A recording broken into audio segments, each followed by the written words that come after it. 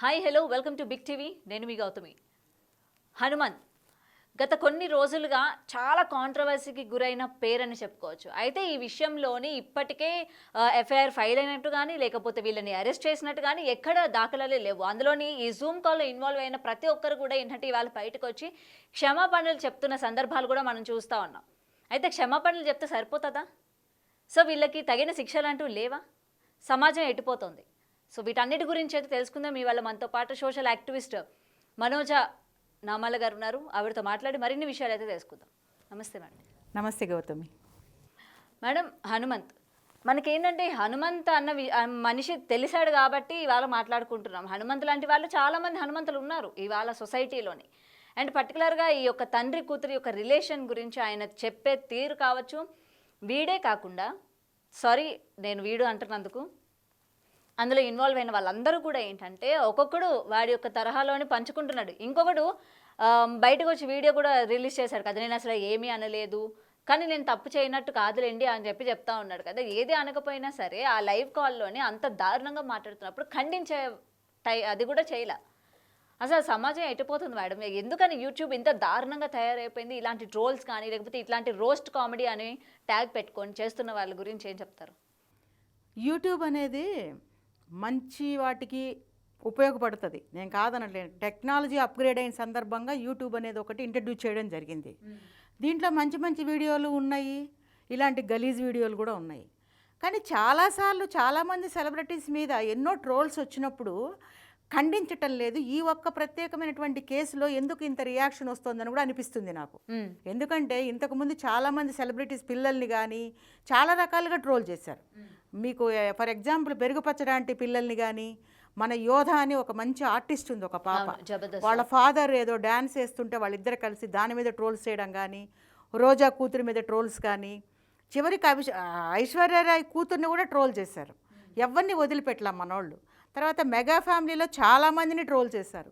మరి అప్పుడు కూడా ఎందుకు యాక్షన్ తీసుకోకుండా ఇప్పుడు హనుమంత్ విషయంలో యాక్షన్ తీసుకుంటున్నారు? అది ఇంతవరకు ఏమి అరెస్ట్ చేసినట్టు కానీ ఏమి నాకు ఇంతవరకు ఇన్ఫర్మేషన్ నాకైతే రాలేదు. మరి ఎందుకు దీన్ని ఇంత మిస్యూటిలైజ్ చేసుకుంటుంటే ప్రభుత్వం ఏం చేస్తుంది? ఎందుకు సైలెంట్గా ఉంటుంది? అసలు ఇన్ని రోజులు డ్రాగన్ చేసి ఇన్ని రోజుల తర్వాత కూడా ఏమీ అవుట్పుట్ ఎందుకు రావడం లేదు? ఒకళ్ళు వాడు చేసిన తప్పు చేసి క్షమాపణ అడిగితే సరిపోతుందా?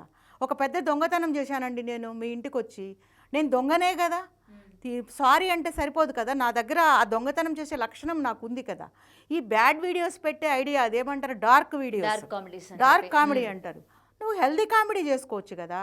అయినా నువ్వు ఇలాంటివి చేయడం ఎందుకు? సారీ చెప్పడం ఎందుకు? మళ్ళీ వాళ్ళ ఫాదర్ ఒక ఐఏఎస్ ఆఫీసరు, వాళ్ళ మదర్ ఒక చైల్డ్ వెల్ఫేర్ సెంటర్లో ఒక మంచి పోస్ట్లో ఉంది. మా తల్లిదండ్రులను అనద్దు అని అంటాడు అబ్బాయి. ఎలా అనకుండా ఉంటాము? ఇప్పుడు ప్రభుత్వం ఇన్ని రోజులు ఇంతమందిని అన్నా కూడా రియాక్ట్ అవ్వలేదు. మరి ఈ అబ్బాయి విషయంలో ఏమి యాక్షన్ తీసుకున్నారు? ఏమి అరెస్ట్ చేశారు? అసలు అవుట్పుట్టే రాలేదు. మరి ఇలాంటి వాళ్ళు ఎంతమంది ఉన్నారు యూట్యూబర్స్లో? చాలామంది ఉన్నారు. ప్రతి ఒక్కళ్ళు కూడా వాళ్ళ అంతరాత్మని క్వశ్చన్ చేసుకోవాలా. నా వీడియోలు నేను ఎలాంటివి చేస్తున్నాను? ఈరోజు హనుమంతుని పట్టుకున్నారు, రేపు ఇంకొక సుబ్బారావుని పట్టుకుంటారు, లేదా ఇంకొక యూట్యూబర్ని పట్టుకునే అవకాశం ఉంది ఈ సందర్భంగా. ఎందుకంటే ఇతను ఒక్కడికి కాదు ఈ లెసన్, అందరికీ. కాకపోతే ఈ హనుమంతు అనే అతన్నే ఎందుకు టార్గెట్ చేశారని నేను అనుకుంటున్నానంటే, ఈ అబ్బాయి ఇది ఈరోజు కొత్త కాదు. సినిమాల మీద ట్రోలింగు, సెలబ్రిటీస్ మీద ట్రోలింగు విపరీతంగా చేస్తాడనమాట. కాకపోతే ఒక చిన్న అమ్మాయి మీద ఒక ఫాదర్కి ఒక డాటర్కి ఎంత ఒక మంచి రిలేషన్ని ఒక బూతు మాటలతో, ఒక అసహ్యకరమైనటువంటి అన్పార్లమెంటరీ లాంగ్వేజ్, అంటే ఒక సభ్య సమాజం సిగ్గుపడేటువంటి మాటలతో ఆ అబ్బాయి ట్రోల్ చేయడము, దాంతోపాటు మిగిలిన నలుగురులు కూడా దాన్ని నవ్వటము, అది ఎంత అవమానకరంగా ఉందంటే నిజంగా నేను అనుకుంటున్నాను అలాంటి వీడియో ఆ ఫాదర్కి చేరకూడదు. ఆయన లాంగ్వేజ్ ఏంటో నాకైతే తెలియదు, కానీ ఒకవేళ కనుక ఇది చూస్తే ఎంత హట్ అవుతాడో, ఆ ఫ్యామిలీ ఎంత ఫీల్ అవుతారో అని నేను అనుకుంటున్నాను. అసలు ఇలాంటి ఛానల్స్ పెట్టుకుని ఒక మంచిదానికి వాడకుండా ఇలాంటి దరిద్రానికి వాడుతున్నందుకు I feel ashamed of YouTube channels. Not for all. మంచి ఉన్నాయి, ఉపయోగపడేవి ఉన్నాయి, ఎన్నో ఉన్నాయి. మన డైలీ రొటీన్లో చూస్తే ఫిట్నెస్ కోసము, హెల్త్ కోసము ఎంతోమంది తపన పడి వీడియోలు చేసి పంపిస్తున్నారు. కొంగర రవి అని చెప్పి విజయవాడలో ఉన్నాడు. హెల్త్ పరంగా నేను పేరెందుకు చెప్తున్నానంటే నాకు తెలిసిన పేర్లు. డైటీషియన్స్ కానీ మంచి మంచి సలహాలు యోగా పండితులు, మెడిటేషన్ పండితులు ఎంతోమంది యూట్యూబ్స్లో చేస్తున్నారు. అవి అందరికీ ఉపయోగపడేవి కాదా? ఇలాంటివి చేస్తేనే మీకు రివ్యూస్ వస్తాయా? అంటే మీ రివ్యూస్ కోసం ఎంత దరిద్రానికైనా ఒడికడతారా మీరు అని నేను ఇక్కడ క్వశ్చన్ చేస్తున్నాను. అండ్ ఇవాళ ఇండస్ట్రీ కూడా స్పందించడం దీనికి ఒక ప్లస్ అయింది. అంటే దీని మీద ఇంత రియాక్షన్ జరగడానికి కారణం వన్ ఆఫ్ ద రీజన్ ఏంటంటే ఇండస్ట్రీ కూడా స్పందించడం. ఎందుకు ఇండస్ట్రీ స్పందించింది అది కూడా నాకు కారణం తెలుసు. ఎందుకంటే నేను అనుకుంటున్నాను, పవన్ కళ్యాణ్ గారు సెలెక్ట్ అయ్యారు కదా మొన్న డిప్యూటీ సీఎంగా. ఆయన వచ్చిన తర్వాత కూడా ఆయన మేనల్లుడుగా కాకపోయినా ఒక సామాన్య పౌరుడిగా కావచ్చు, ఒక సెలబ్రిటీగా కావచ్చు, ఆయన మన సాయి ధర్మ తేజ గారు స్పందించడం అదొక రీజన్. ఎందుకంటే మా బాబాయ్ ఉన్నాడు, ఈ విషయంలో కొంచెం ఇంకెక్కువ యాక్షన్ తీసుకుంటాడనే ఉద్దేశంతో కూడా బయటకు వచ్చి ఉండొచ్చు. ఈ సెలబ్రిటీస్ కూడా సుధీర్ బాబు కానీ, మంచు మనోజ్ కానీ కొంతమంది సెలబ్రిటీస్ వచ్చారు కదా, ఆ కారణంతో కూడా. ఎందుకంటే మన వాళ్ళు ఉన్నారు, ఈ టైంలో దీన్ని కొంచెం గట్టిగా బందోబస్తు చేస్తే ఫ్యూచర్లో ఇలాంటివి రాకుండా ఉంటాయనే కారణం కూడా ఉండొచ్చని నేను అనుకుంటున్నాను. ఓకే. అండ్ ఇలాంటి ఇన్సిడెంట్స్ ఇదే ఫస్ట్ అంటారా మేడం? ఇంతకు ముందు ఏం జరగలేదంటారా? చాలా వాటి మీద జరిగాయి. ఎందుకు రియాక్ట్ అవ్వలేదంటారు ఇండస్ట్రీ? చాలా ఇప్పుడు మాత్రం ఏం జరిగింది అనుకుంటున్నారు మీరు? ఇంకా ఏం జరగలే, ఉడికే జస్ట్ అపోజ్ చేశారు. ఈ అపోజ్ అనేది చాలాసార్లు వచ్చింది. అపోజ్ చేయడం అంటే వ్యతిరేకిస్తున్నారు అంతే. ఈ వ్యతిరేకత అనేది ఇవాళ జరగట్లేదు. పలాని పెరుగుపచ్చలాంటి పిల్లల్ని చేస్తే ఎందుకు చేస్తున్నారు తప్పు అని కొంతమంది విమర్శించిన వాళ్ళు ఉన్నారు, కానీ సీరియస్నెస్ లేదు. ఇప్పుడు ఇది ఎంతవరకు సీరియస్నెస్గా తీసుకుంటారనేది మనకి తెలీదు. మనం మాట్లాడుకుంటున్నాం, ఏం జరిగిందని మాట్లాడుకుంటున్నాం, ఏం జరగబోతుంది అనేది మనకు తెలియదు. మేబీ ఇంకా కొన్ని రోజుల తర్వాత ఈ విషయం సబ్సైడ్ అయిపోయినా కూడా ఆశ్చర్యపోనక్కర్లేదు. కానీ నాకు ఒక నమ్మకం, రేవంత్ రెడ్డి గారు ఈ విషయంలో ఎవరెవరైతే ఉన్నారో పెద్ద పెద్ద వాళ్ళు, మన సార్ అనే కాదు, పెద్ద పెద్ద వాళ్ళు ఎవరైతే ఉన్నారో వీళ్ళందరూ కూడా అందరూ ఒక సమావేశం చేసుకుని ఇతను ఎక్కడున్నాడు, ఏంటి, ఎఫ్ఐఆర్ ఎప్పుడు ఫైల్ చేయాలి, చేశారా చేయలేదా, చేస్తే ఏం చేస్తారు, ఏం శిక్ష పడుతుంది, అవన్నీ ప్రజలకు కనుక చెప్పగలిగితే ఈ ఇష్యూలోనైనా కొంతమందికి జ్ఞానోదయం అయ్యి బుద్ధి వస్తుందని నేను అనుకుంటున్నాను. ఎందుకంటే అవి మళ్ళీ మనకు కూడా తెలిసే ఏంటంటే నెక్స్ట్ ఎవరైనా సరే ఇట్లాంటి వీడియోలు చేయాలంటే అమ్మో ఈ కేసు దీని కింద మనకి శిక్ష పడుతుంది, ఇట్లాంటి రోస్ట్ కామెడీస్ మనం చేయకూడదు, ఏదైనా సరే హెల్దీగా ఉండాలి అని చెప్పి వాళ్ళకు కూడా బుద్ధి వస్తుంది. కొంతమంది కూడా పేరెంట్స్ కూడానండి, పేరెంట్స్ అని కాదు కుటుంబాలకు నేను చెప్తున్నాను, వీడియోసు పిల్లలు ఫంక్షను వాళ్ళు పుట్టిన దగ్గర నుంచి వాళ్ళు పెరిగిన దగ్గర నుంచి స్కూల్కి వెళ్ళిన వీడియోసు, అన్నం తినే వీడియోసు, కూర కలుపుకునే వీడియోసు, పిల్లల్ని యవనస్తుల్ని డ్యాన్స్ లేపించే వీడియోసు, ఇవన్నీ యూట్యూబ్లో మనం అప్లోడ్ చేసి ఫేస్బుక్లో పెట్టడం వల్ల ఒక హింట్ ఇచ్చినట్టు అవుతుంది, అసలు వాళ్ళు కామెంట్ చేయడానికి ఒక అవకాశం, ఒక ఆపర్చునిటీ ఇచ్చినట్టు అవుతుంది, అంతే కదా. ఇప్పుడు ఒక వస్తువు ఒక ఫ్యాన్సీ స్టోర్కి వెళ్ళామమ్మా, ఒక వస్తువు బాగుంటేనే కదా మనం ఏం చేస్తాం, అరే ఇది బాగుందే, ఇది మాకు ఇస్తారా, ఇది కొనుక్కుంటామని అంటారు. ఇప్పుడు ఏదైనా ఒక అమ్మాయి బాగుంది అనుకోండి, ఆ అమ్మాయి గురించి ఎట్లా మాట్లాడుకుంటారు, ట్రోలింగ్స్, నీ డ్రెస్ బాగుంది, మీ అమ్మాయి డ్రెస్ బాగుంది, లేకపోతే ఇంకొక రకంగా కామెంట్స్, దాని కింద రిప్లైలు కూడా ఇస్తారు కదా, థ్యాంక్ యూ, కత్తిలా ఉంది, లేకపోతే చెత్తలా ఉంది, ఏదో పెడతారు కదా, నీ ముఖం బాగలేదు, ఇవన్నీ ఎప్పుడు పెడతారు, ఫేస్బుక్లో పెట్టడం వల్ల, అంటే యూట్యూబ్లో కానీ ఫేస్బుక్లో కానీ పెట్టడం వల్ల, వాడు చూడటం వల్ల ఈ కామెంట్స్ చేస్తున్నారు. అసలు పెట్టడం అంటూ జరగలేదనుకో, పిల్లలని కామెంట్ చేసే వాళ్ళు ఉండరు కదా. అసలు ఎందుకు వాళ్ళ ఫేసులు, బర్త్డే ఫంక్షన్లు, పెళ్ళిళ్ళు, ఇదివరకు పెళ్ళంటే ఎక్కడెక్కడి నుంచో దూరాల నుంచి ప్రయాణాలు చేసి ఆ పెళ్ళికి అటెండ్ అయ్యి దీవించి చక్కగా భోజనం చేసి వెళ్ళేవాళ్ళు. ఇప్పుడు ఎంతమంది పెళ్ళిళ్ళకి వస్తున్నారు, ఆన్లైన్లో అటాచ్మెంట్ కనెక్ట్ చేసుకోండి, మా ఇంట్లో పెళ్ళి అబ్బాయి అమ్మాయి లైవ్ ఈ టైంకి వస్తుంది, కూర్చొని చూడండి అంటే అందరు ఇంట్లో అన్నాలు తింటానో పల్లీలు తింటూనో స్నాక్స్ పెట్టుకొని తింటూనో చూసి అక్షింతలు ఇక్కడి నుంచే. ఈ విధమైనటువంటి కల్చరు, అంటే ఈ విధమైనటువంటి సాంప్రదాయం అలవాటు పడిపోయింది గత 10 సంవత్సరాల నుంచి. దేనివల్ల అంటారు, టెక్నాలజీ వల్ల. టెక్నాలజీని మిస్యూటిలైజ్ చేసుకోవడం అంటారు. ఇది అంటే ఈ పెళ్లి చేసుకొని మిస్యూటిలైజ్ కాదు, నేను అనేది అన్ని వీడియోలు అప్లోడ్ చేయటం అనేది మంచి పద్ధతి కాదు. ఒక పెళ్ళి అంటే ఇంకా అది ఏంటో, ఆ టెక్నాలజీ ఉంది కాబట్టి పెళ్లి దూరం నుంచి రాలేనోళ్ళు చూడటానికి పెడుతున్నారు. ఫస్ట్ నైట్లు కూడా పెడుతున్నారు కదా మేడం, వాళ్ళ ఫస్ట్ నైట్ రూమ్ లో ఎట్లా డెకరేట్ చేస్తున్నారు అవి కూడా పెడుతున్నారు. అవి కూడా ఆ దరిద్రం కూడా చూసాం, ఆ దరిద్రాలు కూడా చూసాము. ఎందుకు ఇంత భయంకరంగా సమాజం ఇలా తయారవుతుంది అనేది ఇది నా ఆవేశం కాదు, ఒక బాధ అన్నమాట. ఎందుకు ఇలా చేస్తున్నారు, మంచి వీడియోలు పెట్టుకోండి. నేను ఇందాక చెప్పాను కదా కొంతమంది పేర్లు, మంది పేర్లు కాదు, అసలు మంచి వీడియోలు చేయండి. ఇప్పుడు కుకరీ షోస్ చేస్తున్నారు, చేసుకున్నారు. దానివల్ల ఇప్పుడు బెనిఫిట్ పొందిన వాళ్ళు ఉన్నారు. ఇప్పుడు శైలజాస్ కిచెన్ అని ఉంది, ఆమె మంచిగా కుకింగ్ చేయడము అన్నీ చెప్తుంది.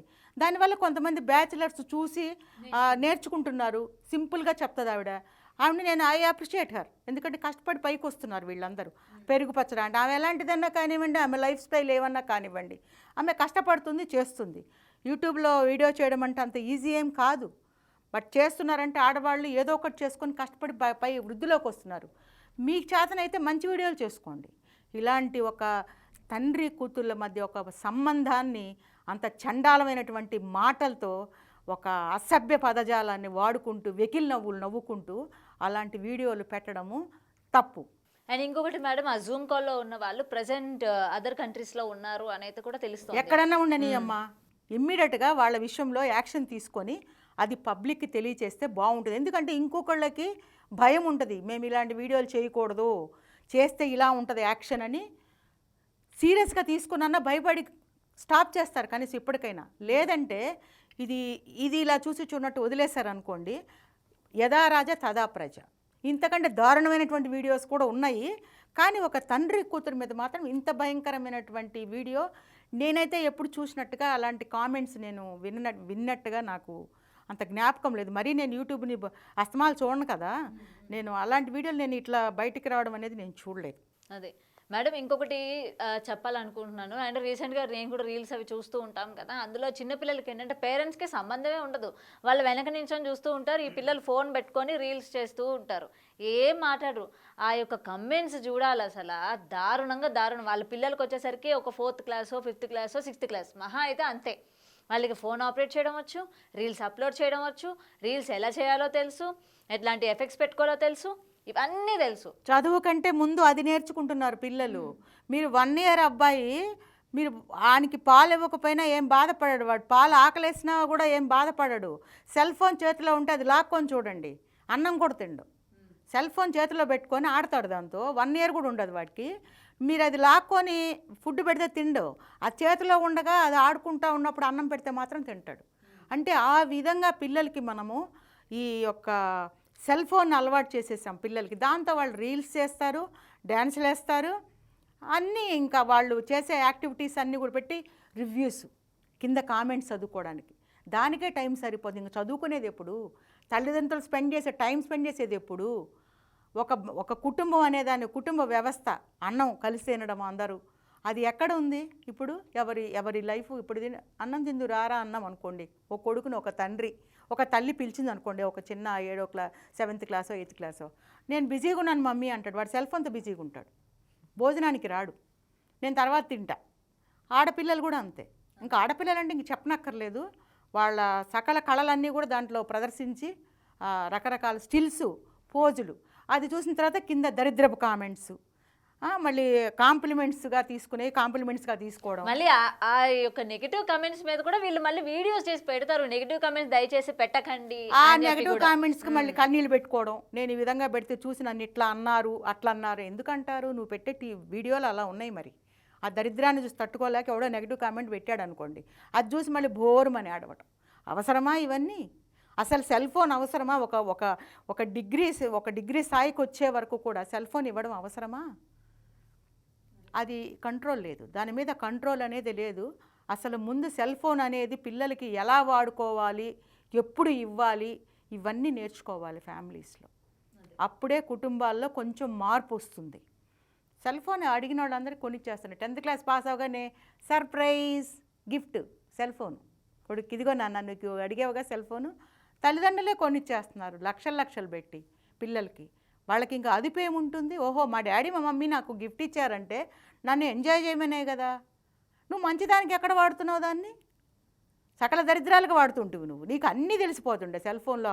మొత్తం ఇట్లా ఓపెన్ చేయగానే మొత్తం దరిద్రాలన్నీ వస్తుంటాయి. ఇంకా నువ్వు చదువు మీద ఎప్పుడు కాన్సన్ట్రేట్ చేస్తావు? ప్రపంచాన్ని ఎప్పుడు స్టడీ చేస్తావు? అసలు చుట్టుపక్కల ఏం జరుగుతుందో నీకు ఎలా తెలుస్తుంది? ఏం లేదు.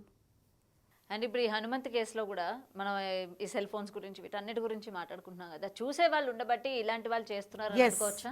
అంతే కదా. మరి చూసేవాళ్ళు ఉన్నారు కాబట్టే వ్యూస్ వస్తున్నాయి, కాబట్టే వ్యూస్తో పాటు డబ్బులు వస్తున్నాయి, కాబట్టే డబ్బులు సంపాదించేటువంటి ఒక దరిద్రమైన మార్గం అంటాను నేను దీన్ని.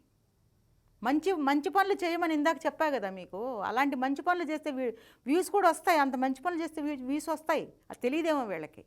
ఇలాంటి కామెంట్స్ ఇలాంటివి పెడితేనే వస్తాయని అనుకుంటున్నారు. అది భ్రమ మాత్రమే. జైలు అదేమంటారు దాన్ని, బేడీలు వస్తాయి, వ్యూస్ వస్తాయి, మళ్ళీ బేడీలు వస్తాయి. నిజంగా ఈ విషయంలో యాక్షన్ తీసుకుంటే ఖచ్చితంగా చేతికి బేడీలు పడతాయి. అదే. సో ఏది ఏవైనా పోలీస్ డిపార్ట్మెంట్ త్వరగా యాక్షన్ తీసుకొని ఇట్లాంటి వాళ్ళకి, ఇలాంటి వీడియోస్ చేసే వాళ్ళందరికీ కూడా తగిన గుణపాఠం తొందరలో ఇవ్వాలని అయితే కోరుకుందాం madam. Anyway, thank you so much. For more videos like this, subscribe Big TV channel.